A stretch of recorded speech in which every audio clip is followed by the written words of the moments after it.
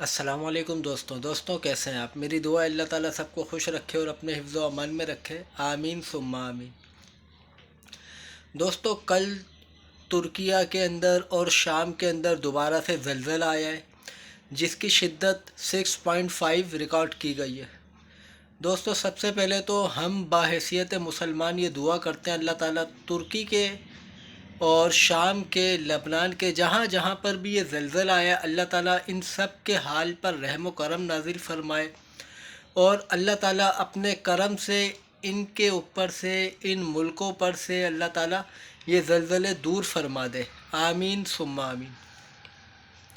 अब दोस्तों, मैं अपने टॉपिक की तरफ आता हूँ। टॉपिक ये है कि जब पिछला ज़लज़ला आया था तुर्किया में और शाम में और मुख्तलिफ़ ममालिक में तो उसमें यह हुआ था कि तुर्किया के सदर ने फ़ौरन एक हुक्मनामा जारी किया था कि जिन ठेकेदारों ने ये कंस्ट्रक्शन की है, इमारतें बनाई हैं, इन ठेकेदारों को फिलफौर गिरफ़्तार किया जाए। तो तकरीबन 100 ठेकेदार पहले ही अंडर अरेस्ट हो चुके। अब दूसरा ज़लज़ला दोबारा से आया तो अब वहाँ पर ये मामला हुए कि हॉस्पिटल भी खाली करवा लिए गए क्योंकि उसमें ऑलरेडी ज़लज़ला के जो मुतासरीन थे वो मौजूद थे। कहीं ऐसा ना हो कि खुदा न खास्ता हॉस्पिटल की बिल्डिंग गिरे और वो मुतासरीन भी उसमें तकलीफ़ में आ जाएं, तो हॉस्पिटल भी खाली करा लिए गए। तो तुर्किया में और शाम में हालात बहुत ज़्यादा सीरियस हैं, हमारी सोच से भी ज़्यादा।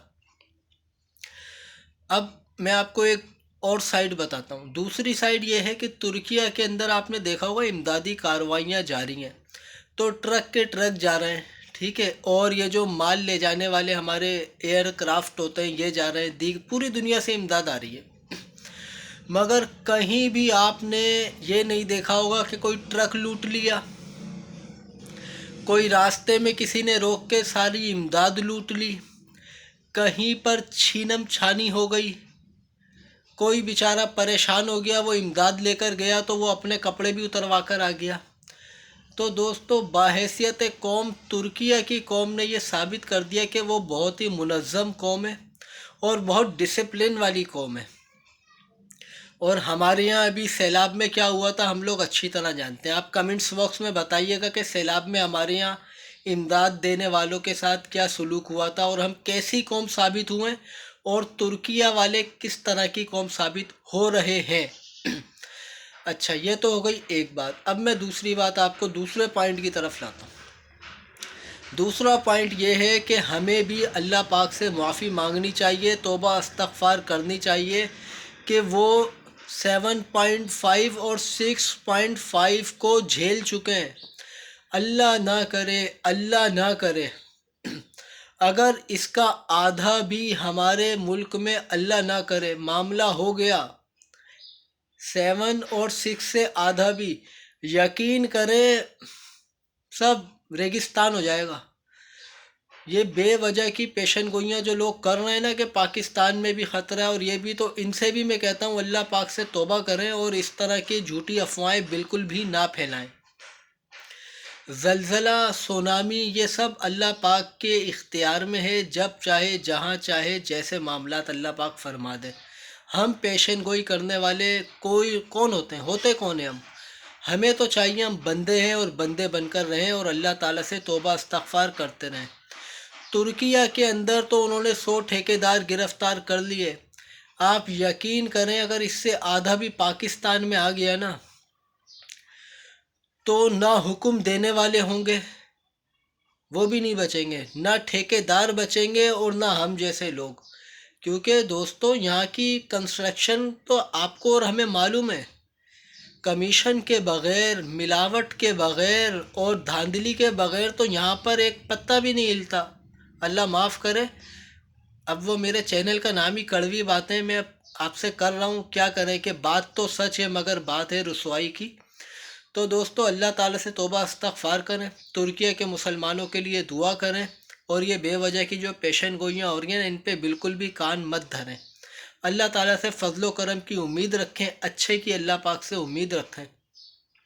बहुत सारे लोग, मैं भी ये समझता था पिछले दिनों तक کہ یہ زلزلے جو ہے نا گناہوں کی وجہ سے آتے ہیں. تو ابھی پچھلے دنوں میں نے مفتی صاحب کی ایک ویڈیو سنی، چلے یاد آ گیا مجھے، تو میں ڈسکرپشن میں اس ویڈیو کا لنک بھی ڈال دوں گا، آپ ڈسکرپشن میں جا کر چیک کر لیجئے گا.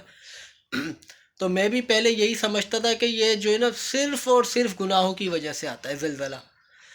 تو جب مفتی صاحب کی میں نے گفتگو سنی، علم والوں کی میں نے باتیں سنی تھی، تو پتہ چلا کہ زلزلہ آنے کی بہت ساری وجوہات میں سے ایک وجوہات گناہوں کا ہونا بھی ہے. صرف گناہ نہیں ہے، ان وجوہات میں ایک وجہ ہے. دیگر بھی وجوہات مفتی صاحب نے بتائی ہیں، آپ ویڈیو کو دیکھیے گا. تو میں اپنی پرانی جو میری سوچ تھی، اللہ تعالیٰ مجھے اس سوچ سے محفوظ فرمائے. اگر گناہوں کی بات ہو رہی ہے تو پاکستان میں کون سا گناہ بچا ہے؟ آپ مجھے بتا دیں. پچھلی قوموں میں جتنے بھی گناہ ہوئے ہیں نا، جتنے بھی، وہ سارے اجتماعی طور پر پاکستان میں کیا نہیں ہو رہے؟ میں آپ سے سوال کر رہا ہوں، کیا پاکستان میں سارے جنتی لوگ رہتے ہیں؟ ہمیں یہ ہرگز نہیں کہنا چاہیے کہ یہ ترکی کے لوگ بہت گناہ گار ہیں، یا شام کے، یا ترکیہ کے، یا لبنان کے، یا جارڈن کے. ہمیں اپنے اعمال کا محاسبہ کرنا چاہیے اور ہمیں اپنا جواب دینا ہے. دوستو، ہم کسی کو گناہ گار کی سند دینے والے ہوتے کون ہیں؟ آپ مجھے بتائیے گا، کیا ہمارے ملک میں گناہ نہیں ہو رہا ہے؟ چھپ کے گناہ نہیں ہو رہا ہے؟ سر عام گناہ نہیں ہو رہا ہے؟ اور مختلف قسم کے جو سیاسی تنظیمیں، ان میں جو عورتیں اور مرد جو ڈانس کر رہے ہیں، کیا یہ گناہ نہیں ہے؟ اور مختلف قسم کی باتیں جو جلسے جلوسوں میں ہوتی ہیں، کیا ان میں گناہ کے پہلو نہیں ہوتے؟ دوستو، کیا معاملات چل رہے ہیں، ہمیں اور آپ کو سب پتہ ہے. اسکولوں میں کیا ہو رہا ہے اور دیگر جگہوں پر کیا ہو رہا ہے، کالجز میں کیا ہو رہا ہے، یونیورسٹیوں میں کیا ہو رہا ہے. اب میں آپ کو کیا کیا بتاؤں، بتاتے ہوئے بھی جو ہے نا مجھے اچھا نہیں لگ رہا.